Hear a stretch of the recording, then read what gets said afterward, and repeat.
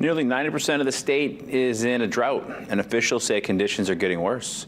Latest drought monitor released today shows severe drought conditions expanding across Maine.